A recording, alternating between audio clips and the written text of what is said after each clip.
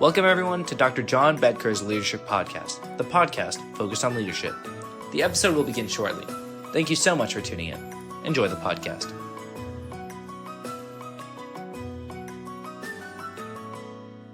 Welcome everyone. Thank you so much for tuning in to the Dr. John Bedker Leadership Podcast. I am your host, John Bedker. Well, today we're going to talk about a topic that I think is particularly timely and important, particularly this week. We're going to talk about kindness. Kindness in the context of a leadership core competency, something we should all have in our quiver of leadership competencies, something that costs nothing, but could pay a very, very high dividend to those we interact. It has almost universal application as well. It's not just in the workplace. Could work throughout so many areas of our life. And so today it's particularly important. I mentioned this week, let me focus on that. This week in the United States, there are a number of highly impactful decisions that should be coming out from the Supreme Court of the United States. Well, in our polarized condition in the United States, turbulent and often chaotic times, there's going to be vitriol, almost certainly. Perhaps on both sides. Those that are happy with the outcomes and those that are not. So it's really an interesting time to talk about kindness. Kindness in the context of leadership and how we bring our leadership to practice. Well, this week is also the time of the first presidential debate in the United States. Now, the debate itself may become very vitriolic. We don't know. Two people, frankly, polar opposites, in debate to be the president of the United States. And by proxy, perhaps one of the most important people in our world, a global leader.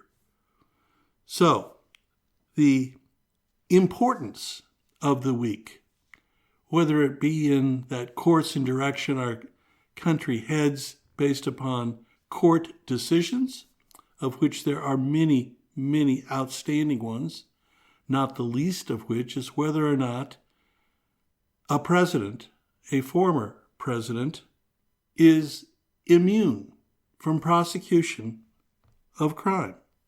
The question being, is anyone in the United States above the law? Or is justice to be delivered equally, fairly, without favor to anyone? Well, this is just one of those decisions that we're awaiting, hopefully this week.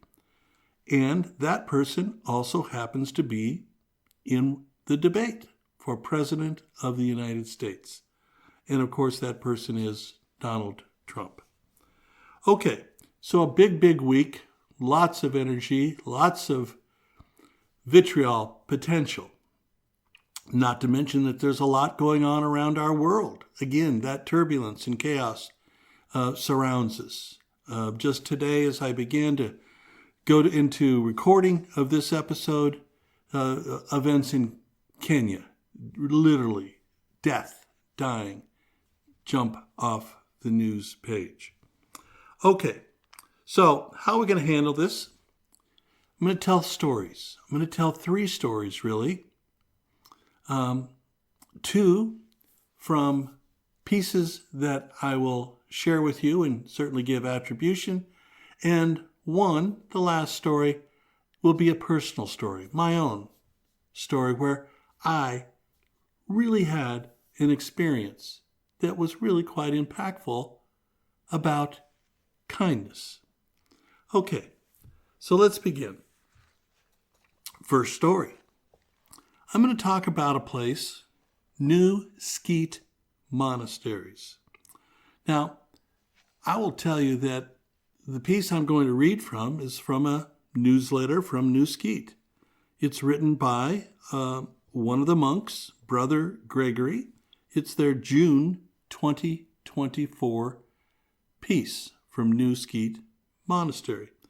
I'm going to read just a few highlights of the article from Brother Gregory, but I'll start with a little all up front telling you what brought me to New Skeet. How did I find this place, and why am I reading to you about it? Well, simply put, I was drawn to New Skeet not because of their religious community. I was brought to New Skeet, drawn to them really, because of their cheesecake. Truly, it is wonderful. I have shared it with many friends, many family members, sent it as gifts to people.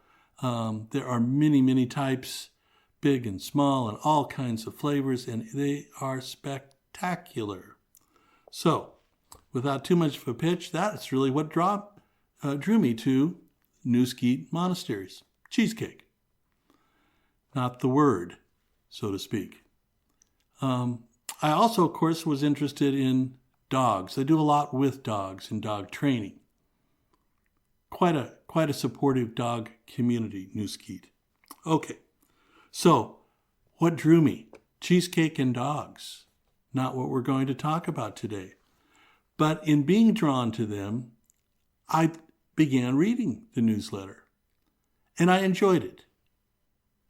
So here's a piece, again, from the current news. June 24 by Brother Gregory. He's talking about a person who had come to the monastery to visit, a woman. And she shared with Brother Gregory that she felt she was not doing enough. And he responded that, what can we do for you? It was very clear in her conversation with the brother that she cared about people and wanted to respond to their needs. With so much sadness and suffering in the world, the monastics have talked about this and concluded that they wanted to frame it in the context of feelings of depression and helplessness as to how to respond to national and world divisions and certainly war. This woman can't affect what's going on in Gaza or Ukraine or certainly the political climate in our nation. The brother reminded her that little acts of kindness can go a long way in lifting someone's spirit and helping another person to have simply a better day. It all begins with us, each and every one of us, individually, and how we can have a profound influence on another person. Just a smile, a hello, or a good morning can have a strong impact on another person. And a ripple effect might take place where the other person turns to others with simple acts of their own, acts of kindness. So here we are, a leadership core competency, an important one, kindness. Cost nothing, but the dividends for each and every one of us. And don't think of the leader just as that person at the top. Think of each of us, each of you, being a leader in something as simple as a hello, that good morning, may have an uplifting effect. And shouldn't that be one of the goals of leadership? To have an uplifting effect on those you engage. So, here we are at New Skeet, and the visitor saying, I would like to do more. I don't know what I can do. I'd like to help. And the monk returns this simple but really profound idea of practicing a leadership core competency, kindness. Okay, so what happens when we do that? These words of kindness. Again, as Brother Gregory says, it may very well have an uplifting effect, and it may have a ripple effect. And so as we think about leadership, and we think about those arrows in our leadership quiver, as I talk about from time to time, think about having kindness as one of those arrows, because it can be a very uplifting force, a positive force with those you come in contact. Okay, so that's the beginning. This idea of kindness, the importance of kindness, particularly this week, which is going to be, frankly, tumultuous. It's going to have an incredible amount of consequence, and frankly, we're already seeing it around our world. Well, the next little story I want to go to make this point is about a play in New York City. My wife and I recently went to New York to see this play and to go to another show. It was really meant to be just a fun, relaxing time, and it was, absolutely was. We were concerned that we might not be able to see this play because it was the weekend of the Tonys. There was all kinds of activity, blocking off of streets and access areas, and we didn't even know if this performance would be held. But it was. We saw it, and I will tell you that to this day, I can't quite shake it. It really had an effect on me. The name of the play is N-A, the two letters, N-A. It's a new play, 2 actors. They are Holland Taylor, who plays N, and you'll find out here shortly that that actually is Nancy Pelosi, is what the N stands for. And Holland Taylor plays N, and the A is played by Anna Villafane, and that A is Alexandria Ocasio-Cortez, perhaps better known as AOC. So AOC is the A. I'm going to read just a few of the notes from the playbill and then give my thoughts as well. To begin, from the playwright. NA has its roots in the pandemic, when I wondered what form theater would take when it finally came back. I began thinking about a play comprised of only 2 characters orbiting one another, figuratively and literally. They would never touch, never quite connect. My mind immediately went to the 2 women I consider the most riveting political figures of our day, who often seemed to be in a figurative dance of their own. So here we have a play about these 2 women, in a sense, 2 generations. The older generation, N, which is to say Nancy Pelosi, and the modern generation, A, Alexandria Ocasio-Cortez. They came from very, very different places. One wanted to confront the other. The other thought that the one should just be a good listener. Now, this is an oversimplification because, as it turns out, they were absolutely going to engage regularly and ongoingly with one another. They were going to both talk and listen. It was, in effect, an absolutely critical and clear display of kindness from one to the other. Let me continue with the notes from the playwright. I did not want to write a history play, as the issues I wanted to tackle existed long before the events of this play and will be with us long after. As I especially did not want to write a play in which substantive disagreements between two of our country's most influential leaders are reduced to a fight between two women. I wanted to write a battle of ideas, the philosophical and strategic disagreements that have placed two historical figures seemingly at odds, despite shared values and objectives.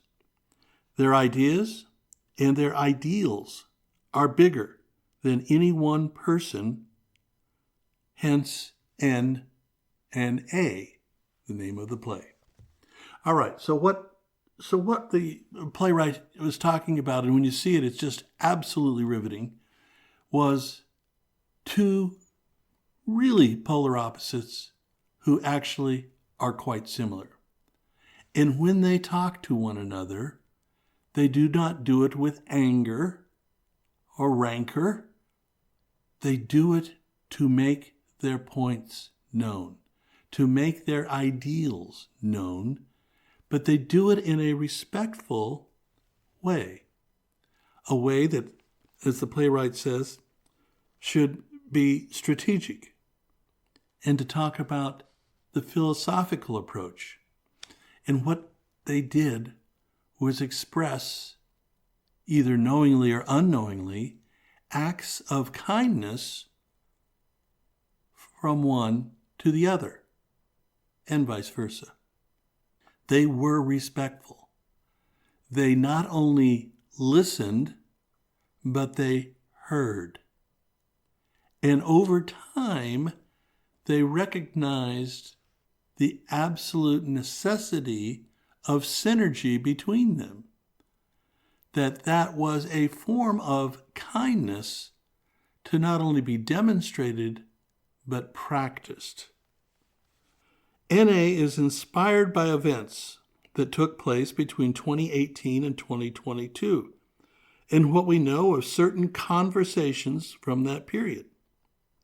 Some of the dialogue is taken directly from the leaders who fueled these characters. So, it's not made up.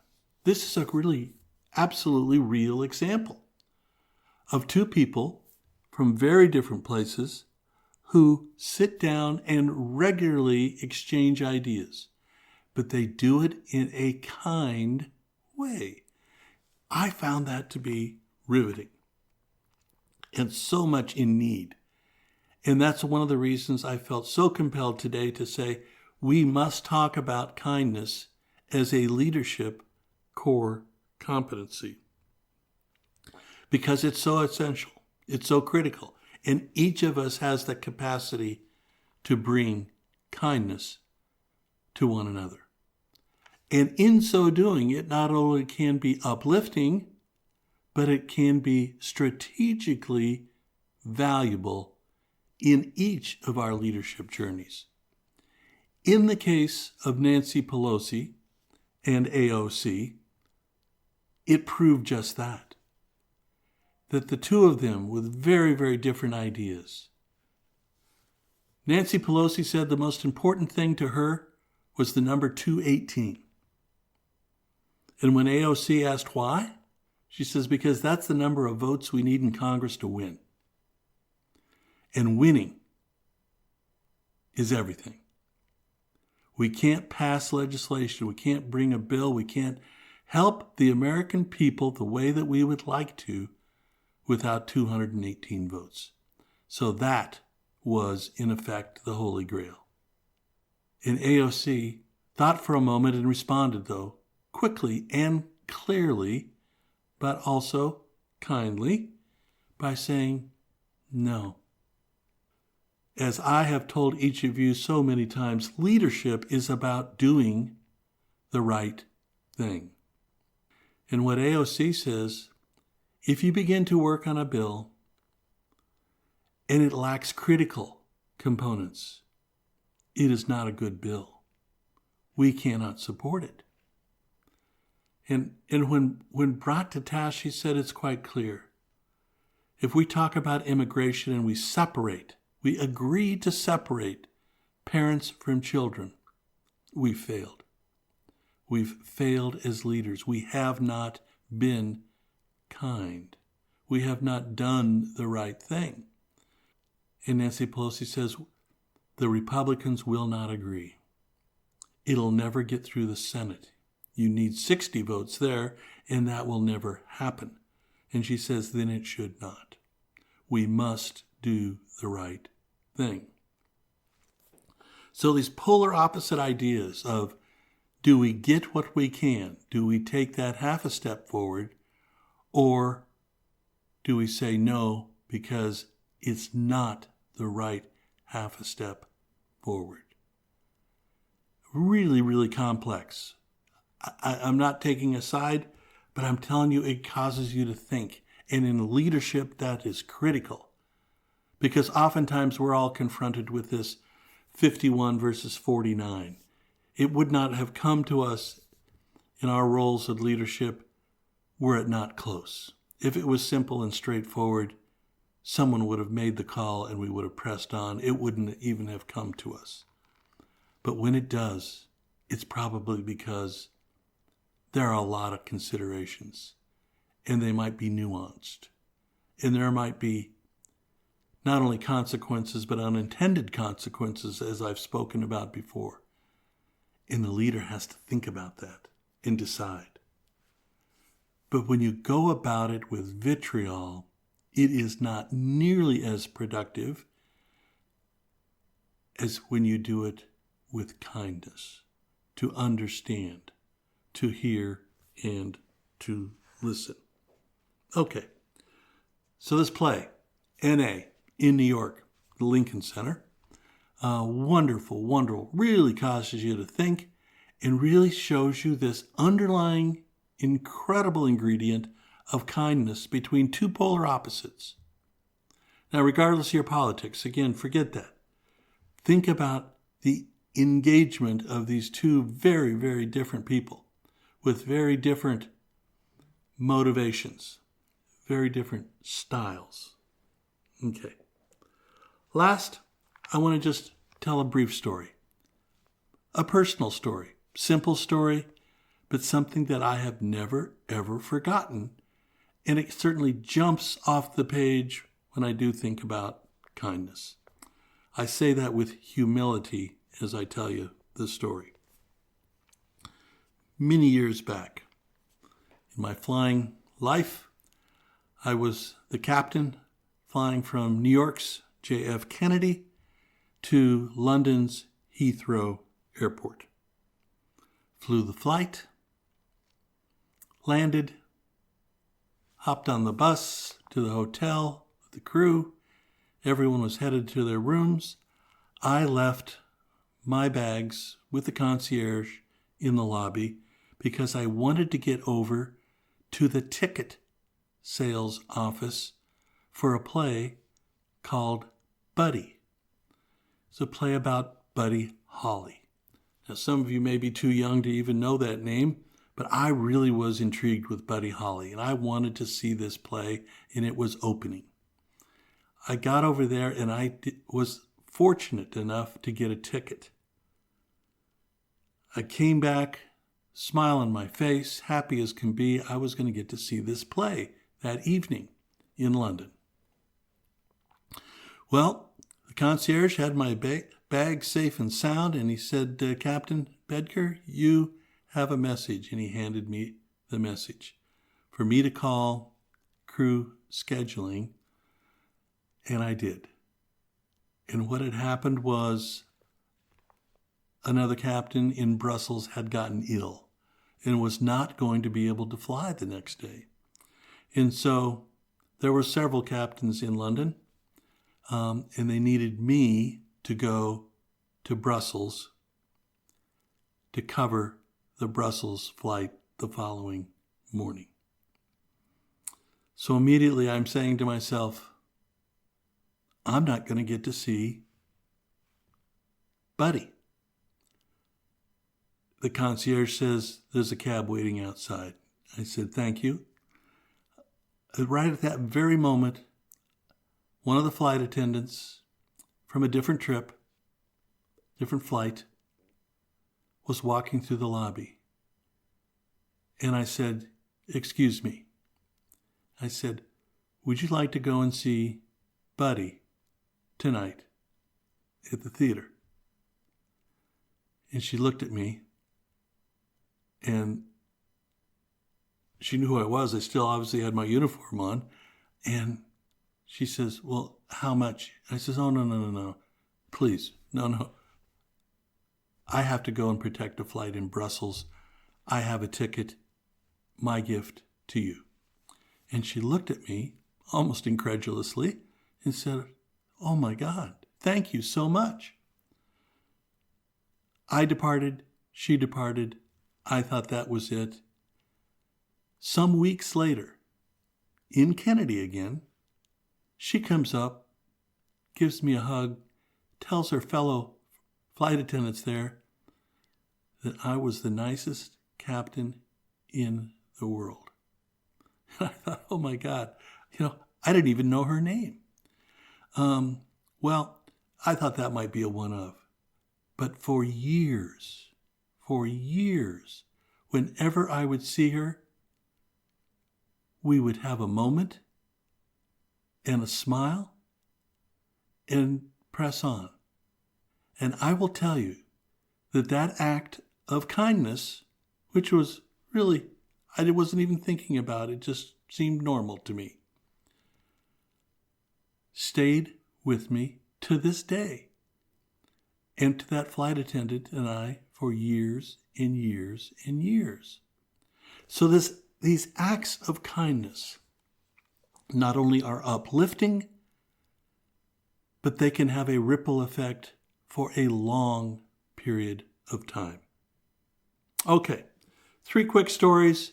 Kindness. In this world we're living in, this turbulent world, really think about that, folks. Think about it in your leadership journey. Kindness. All right. Thank you. Take care. We'll talk soon.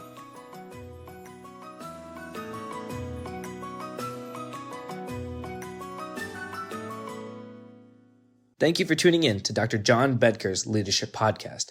We hope you enjoyed this episode. Please tell your friends, and of course, please follow our podcast and subscribe. Thank you again for tuning in.